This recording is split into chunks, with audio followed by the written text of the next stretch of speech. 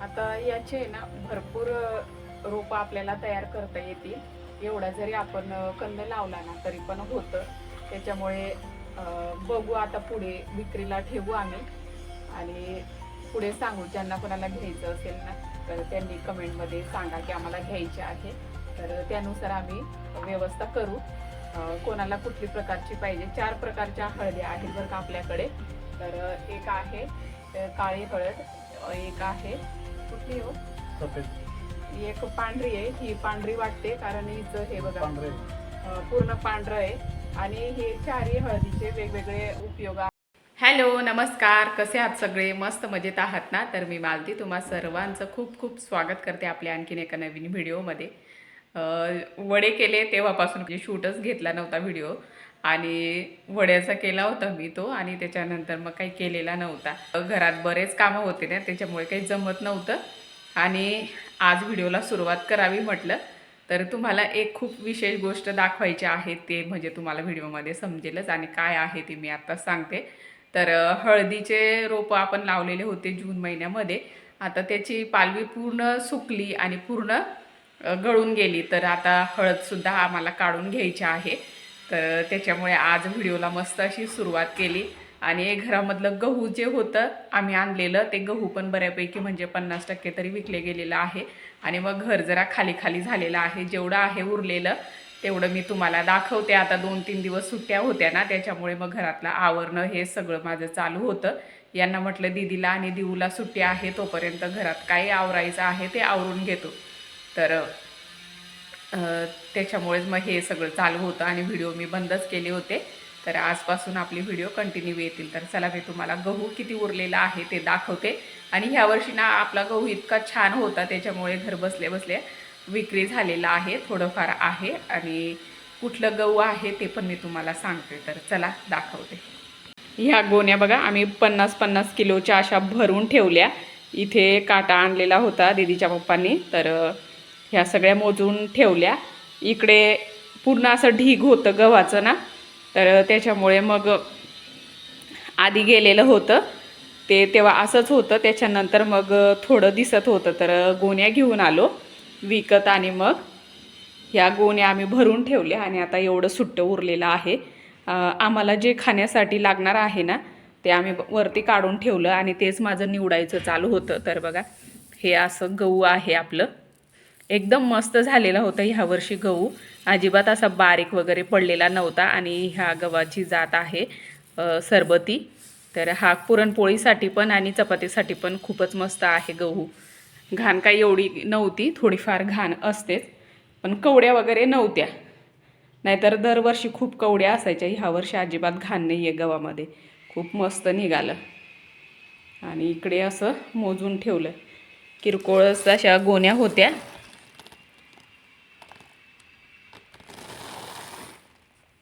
तर आता हे सगळं भरून ठेवलं, हे पण बाकीचं बुकिंग आहे। फक्त या एवढ्या 4 गोण्या उरणार आहेत, ह्या सगळ्या बुकिंग झाल्या।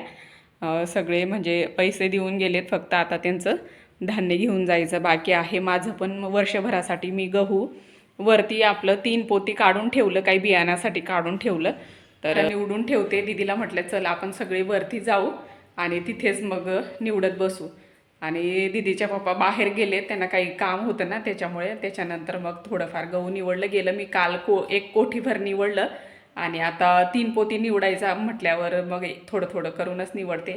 तर आता त्याच्यासाठीच मी वरती चालली आणि तुम्हाला दाखवते। कोठ्या पण मी एका रूममध्ये ठेवल्या, जी आपली स्टोर रूम आहे त्याच्यामध्ये नाही ठेवणार, नाही तर हे धान्य ते धान्य एकाला कीड लागलं की मग दुसऱ्या धान्यामध्ये चांगल्या धान्याला कीड लागून जाते, म्हणून मग मी ना सेपरेट ठेवणार आहे। ह्या रूममध्ये असं ठेवलं मी, ही धान्याची इथे स्टोर रूम आहे ना त्याच्यात नाही ठेवलं, इकडे ठेवलं या रूममध्ये। तर इथं तुम्हाला दाखवते गोण्या। हे खाण्यासाठी काढून ठेवले 3 पोती आम्हाला, आणि हे असं छोटे छोटे दिसत असतील भुगले, तर ते खाली टाकून असं निवडायचं चालू होतं माझं। हे निवडलेलं आहे, एक कोठी भरून ठेवली मी, दाखवते तुम्हाला। एकदाच दळण करून म्हणजे एकदम स्वच्छ करून ठेवलं की ना अजिबात खराब होत नाही। आणि मग रेग्युलर शाळा सुरू झाली, रेग्युलर रुटीन, तर मग वेळही वाचतो आणि मग दगदग नाही राहत. काढलं की मग डायरेक्ट चक्कीवर असं करता येतं. म्हणून मग खरं मी असं निवडून ठेवते. कोठीभर निवडला. हे 2 दिवसात मी निवडलं हे गहू. आणि गहूची क्वालिटी तर तुम्ही बघतायच, खूपच मस्त आहे ह्यावर्षी गहू. आणि आता सगळ्या ठिकाणी पाऊस पडतोय ना, गहू एकदम खराब झालेले आहेत. आता भाव वाढेल. इकडं बाजरी आहे. बाजरी पण एका कोठीमध्ये भरायची आहे. पण सध्या आता तरी माझ्याकडे 3च कोठ्या आहेत. मग एका याच्यामध्ये बाजरी भरेल, त्या कोठीमध्ये पण गहू भरून ठेवेल आणि उरलेलं मग हे गोण्यांमध्येच राहू देईल. असं करणार आहे. याच्यामध्ये मटकी आहे, याच्यामध्ये हरभरे आहेत. आता हरभऱ्याची पण डाळ बनवायची आहे मला. तर आता निवडायला बसते. ही गोणी तरी संध्याकाळपर्यंत निवडली जायला पाहिजे. आहे काम चालू, त्याच्यामुळे ना व्हिडिओ बनवायलाच वेळ भेटत नव्हतं. आणि गहू घ्यायला पण कोणी येत होते विचारायला किंवा बघायला, असं सारखे चालूच असतात. आज पण एक व्यक्ती आले होते, ते अर्धा पोतं घेऊन गेले आणि मग परत उद्या येणार आहेत ते. तर अशी धावपळ चालू आहे सध्या आमची. आणि मग अजून आम्ही 1-2 दिवसाने गावी जाणार आहोत. आणि परत जवळचं गावची यात्रासुद्धा येणार आहे. तोही मी तेही लवकरच टाकेन. तर गावची जत्रा म्हणजे सगळीकडे उन्हाळ्यामध्ये यात्रा असतात, तशी आमच्या गावाकडे पण यात्रा भरते. गावातच मंदिर आहे ना, तर प्रॉपर गावामध्ये यात्रा असते. तर त्याच्यामुळे आम्हाला जावं लागेल. तर चला, आता माझं काम मी करून घेते, निवडते गहू.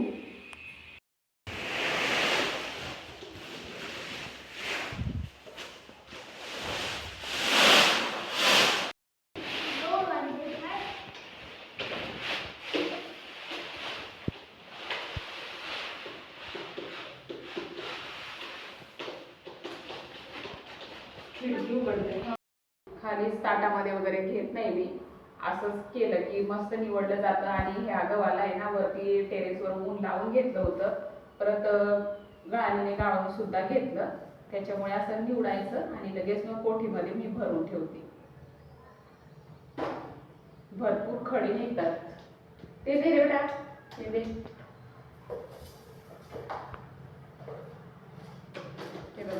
2 दिवस निवडले नाही, एवढे खडे निघाले. पूर्ण म्हणजे दळण कसं करतो ना, तसंच पूर्ण साफ करून घेते मी. म्हणजे टेन्शन नाही राहणार वर्षभर.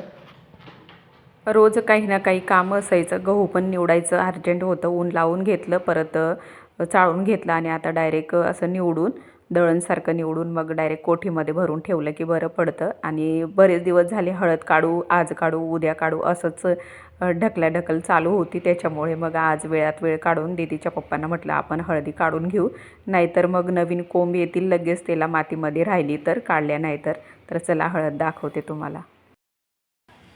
ह्या हळदी पूर्ण सुकलेल्या आहेत. ही थोडी लेट लावली होती म्हणून आतापर्यंत सुकलेले पानं दिसत आहे. पण ह्या टपमध्ये आहेत ना, सगळे काढून टाकले, आपोआप गळून गेले होते सुकून. आणि आता फक्त त्याच्यामध्ये कंद बाकी आहेत. आणि जी दुसरी होती हळद ही, तर तिला पण आपोआप पाऊस पडला ना, त्याच्यामुळे आपोआप कोंब आले आणि फुटायला लागले नवीन. परत तिला काढून मग दुसऱ्या जागेवर लावावं लागेल, नाही तर मग खूप तिची दाटी होईल. कारण कंद भरपूर झाले असतील ना, म्हणून सगळीकडे असे नवीन फुटवे फुटत आहे तिला. तर ही सुद्धा जर काढली नाही ना, मग याचे सुद्धा तसे नवीन कोंब निघतील. पण आता काढावी लागेल, नाही तर मग दाट होतील. आता बघू किती हळद निघते. ह्या 4 प्रकारच्या आहेत ना, म्हणून वेगवेगळ्या सेपरेट काढावे लागतील, नाहीतर कंद ओळखू येत नाही कुठली हळद आहे ते. जेव्हा ती पालवी असते ना, तेव्हाच हळद ओळखू येते. त्याच्यामुळे आता एका स्टपमधून काढून बघतो आणि त्याच्यानंतर मग सेपरेट ठेवावं लागेल, नाहीतर मिक्स झाल्या तर अजिबात ओळखू येत नाही. आता काढताय हे.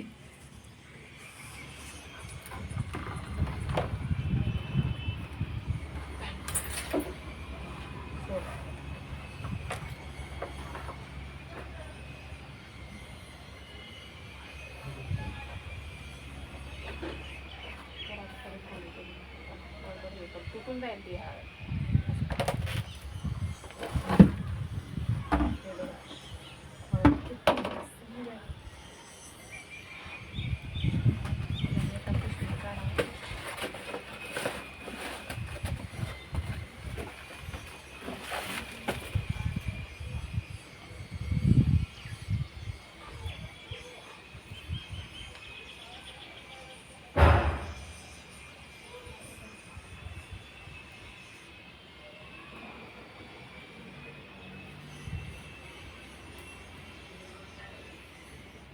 भरपूर निघाली ना.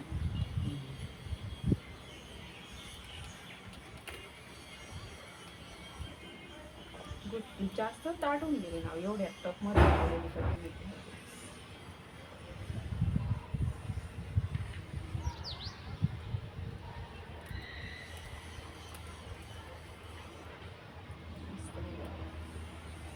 याचे एवढा जरी कंद आपण लावला ना तरी पण आपण जास्त हळकुंड तयार करू शकतो. याच्या तर भरपूर होतील का हो.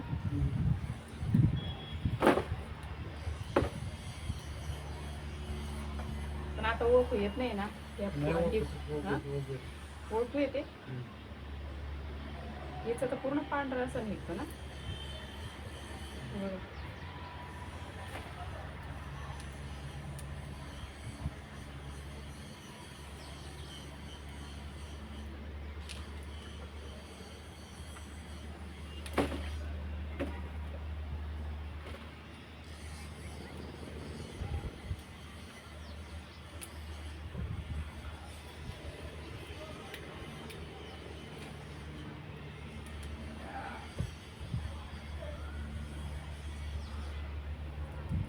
तसंच ठेवा ना.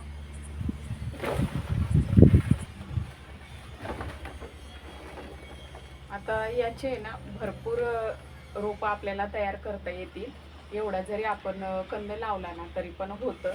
त्याच्यामुळे बघू आता पुढे विक्रीला ठेवू आम्ही आणि पुढे सांगू. ज्यांना कोणाला घ्यायचं असेल ना तर त्यांनी कमेंटमध्ये सांगा की आम्हाला घ्यायचे आहे, तर त्यानुसार आम्ही व्यवस्था करू. कोणाला कुठली प्रकारची पाहिजे. 4 प्रकारच्या हळद्या आहेत बरं का आपल्याकडे.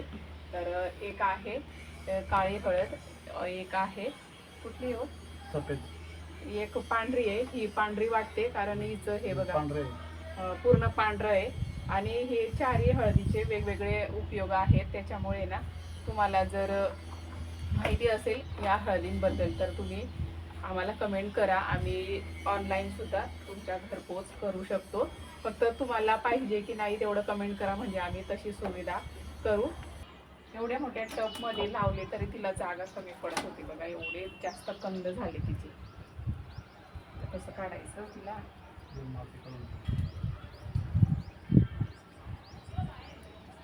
काही लावलं तर परत कंद खराब होते त्याचे.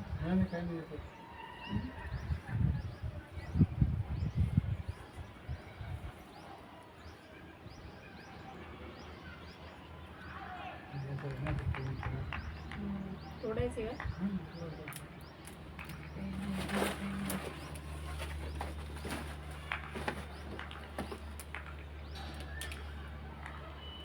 एवढा जरी कंद लावला ना तरी भरपूर हळद आपण तयार करू शकतो. पहिल्या वर्षी थोडीशी कमी होते पण दुसऱ्या वर्षापासून जास्त होते. आता ही जवळजवळ 4-5 वर्षापूर्वीची. थोडं थोडं कंद झाले की लगेच आम्ही परत लावायचो. आणि हिचे हे जे हळकुंड आहेत कंद आहेत ते आपले नॉर्मल हळद असते खाण्याची, त्याची कंद जास्त मोठे असतात. तसे हे जास्त मोठे होत नाही साईजमध्ये, एवढेच असतात ते. यात कुठली कलर दाखवते तर हिचा तुम्हाला मोबाईलमध्ये कलर दिसतो की नाही. तर बघा कलर एकदम वेगळा आहे.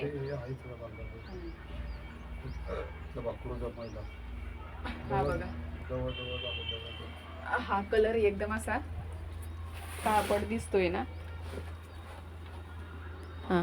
हा कलर एकदम काळपट दिसतो तुम्हाला. पहिली जी हळद काढली ना आपण तिचा पूर्ण पांढरा कलर होता आणि ही जी दिसते ही थोडीशी काळपट दिसते. म्हणजे असं ब्ल्यू कलर आहे, अजून जास्त काळपट पण नाही दिसत. जो जुना कंद आहे ना हा मोठा, याचा असं जास्त डार्क कलर दिसेल, पण हा थोडासा अजून कवळा आहे ना बारीक, त्याच्यामुळे थोडासा लाईट कलर दिसतोय. पण ही आहे काळी हळद अशी ओळख होते त्याची, किंवा झाड होतं ना तेव्हा त्या पानांवरून ओळख होते. ती पूर्ण पांढरी शुभ्र निघाली आणि ही आहे अशी काळी, तर हिला काळी हळद म्हणतात.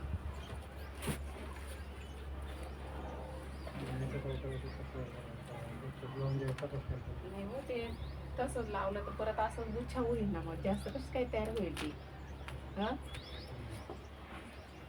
असं आपण कसं आपली शेतामध्ये हळद लावतो ना तशी लावायची, तेव्हा जास्त आहे ना फुल.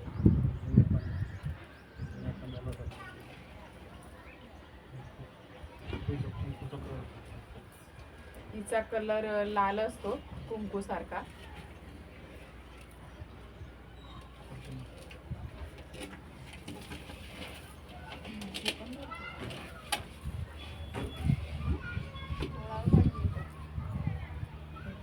चांगलीच झाली होती.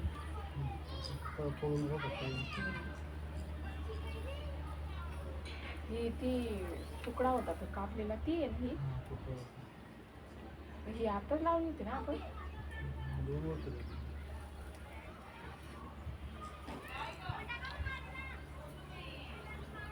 कुठं 2 वर्ष इथे येऊनच लावली ना ती. तिकडे लावली होती का. जरीचं थोडं वेगळंच आहे ना कलर.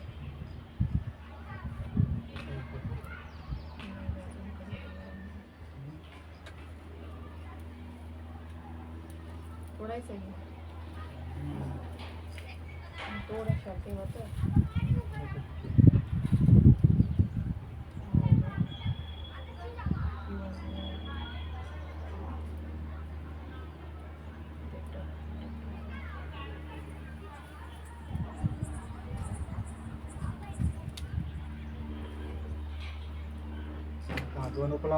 लावत आहे कलर.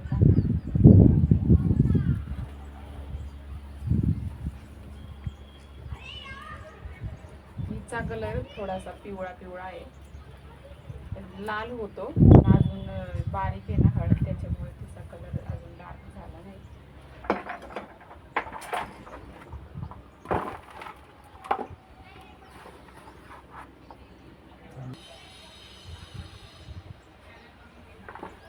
आता तुम्ही म्हणणार की ह्या एवढ्या हळदी आम्ही का करतोय, तर याचं खूप वेगवेगळे कारण आहेत. प्रत्येक हळदीचं महत्त्व आहे वनस्पती असल्यामुळे.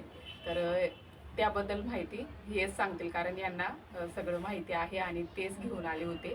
एका कंदापासून एवढे जास्त तयार केलेले होते. फक्त एवढा कंदा विकत घेतला होता यांनी सुद्धा. यांना पण काही फुकट मिळालेलं नव्हतं आणि विकत घेऊन मग 4-5 वर्ष असं लावत गेलो आणि मग एवढे मोठे आता तयार झालेले आहेत कंद. याच्याबद्दल सविस्तर माहिती हेच देतील तुम्हाला. यांचा आवाज व्यवस्थित रेकॉर्ड झाला नव्हता. बॅकग्राऊंडला एवढं आवाज येत होता ना, त्याच्यामुळे व्यवस्थित समजणार नाही, म्हणून मग मी व्हॉइस ओव्हर करते. ही हळद दाखवता येते पूर्ण काळी हळद आहे. तिचा पूर्ण काळा कलर आहे. आणि ही दुसऱ्या नंबरची आहे, ही पूर्ण पांढरी आहे. बघा, हिचा कुठलाही कलर नसतो, तर पूर्ण पांढरी शुभ्र दिसते. आणि तिसऱ्या नंबरची आहे ही बांबू हळद आहे. तिची काडी जी दिसते तुम्हाला हिरव्या कलरची, ती पूर्ण बांबूसारखी दिसते ना, त्याच्यामुळे तिला बांबू हळद म्हणतात. आणि हिचासुद्धा उपयोग बघा, आपलं कुठलाही व्यवसाय असेल ना, तिथे एका छोट्या पॉटमध्ये जरी लावलं आणि समोर ठेवलं दाराजवळ, तरी व्यवसायामध्ये खूप भरभराटी येते. आपला व्यवसाय कुठलाही असो, तो फ्लॉप जात नाही, असा उपयोग आहे तिचा. आणि ही 4थ्या नंबरची आहे, ती पिवळी आहे. थोडासा लालसर कलर असतो, थोडीशी हळकुंड निब्बर झाली का लालसर कलर असतो हिचा. तर आता सध्या पिवळा दिसतोय, थोडीशी कवळी आहे ना, म्हणून. तर असे उपयोग आहेत ह्या हळदीचे. चला, सगळ्या हळदी काढून देव्हाऱ्याजवळ ठेवल्या. वरती आपलं देवघर आहे ना हॉलमध्ये, तिथेच ठेवल्या. सगळ्या काढून घेतल्या, आत्ताच ठेवून आलो. आणि तुम्हाला या अगोदर ह्या हळदीबद्दल माहिती होतं का, मला कमेंटमध्ये नक्की सांगा. आणि याच्याबद्दल तुम्हाला जर आणखीन काही विचारायचं असेल तर तुम्ही विचारू शकता कमेंट करून. त्याच्याबद्दल तुम्हाला सविस्तर माहिती दिली जाईल. आणि जर तुम्हाला पाहिजे असेल तर कमेंटसुद्धा करा की आम्हाला पाहिजे म्हणून. कुठली पाहिजे ते सुद्धा नाव त्याच्यात लिहा कमेंटमध्ये, म्हणजे आम्हाला कळेल की तुम्हाला कुठल्या प्रकारची हळद हवी आहे. आणि वनस्पतीचं महत्त्व तर सगळ्यांनाच माहिती आहे, किती महत्त्व आहे. पूर्वीचे लोक वनस्पती सगळे ठेवायचे घरामध्ये आणि त्याच्यावरूनच सगळे उपचार करायचे. तर वेगवेगळ्या वनस्पतीचे वेगवेगळे महत्त्व असतं. तर चला, आता माझा व्हिडिओ इथेच थांबवते. व्हिडिओ आवडला असेल तर लाईक करा, चॅनलवर नवीन असाल तर चॅनलला सबस्क्राईब करा. भेटूया अशाच नवीन व्हिडिओसोबत. तोपर्यंत बाय.